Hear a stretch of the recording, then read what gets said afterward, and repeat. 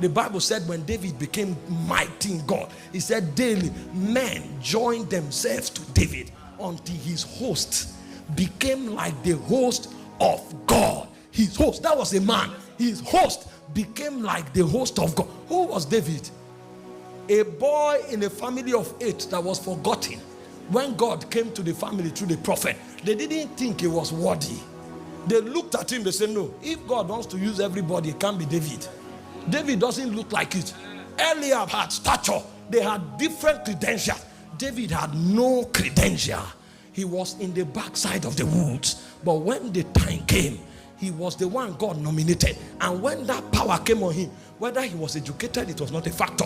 Whether he was popular, it was not a factor. Whether he was learned, it was not a factor. Power was the foundation of reality. And when Saul wanted to kill him, David did not run looking for fraternity. He was in a cave called Adullam. And to make things worse, it was not soldiers that came to David. I thought the troop he commanded in the army of Saul will come to support him. They neglected him. He said 400 broken and battered men who were in debt. 400 broken and battered men who were in debt. These were the kind of men that came to David. But when David saw them, he knew what made him.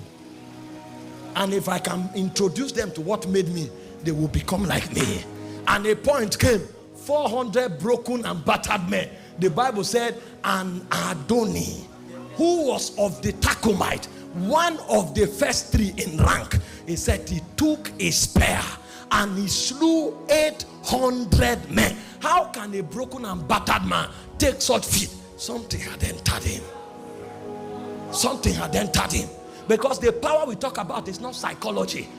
The power we talk about is not philosophy.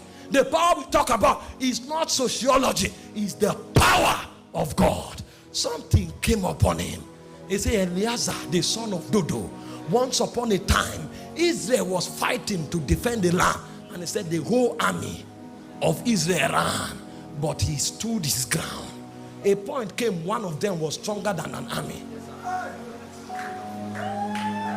So you now discover when power comes, number is not consequential. It is stature that matters. The men standing, what do they carry? I'm not talking about a system where people, let me leave that alone.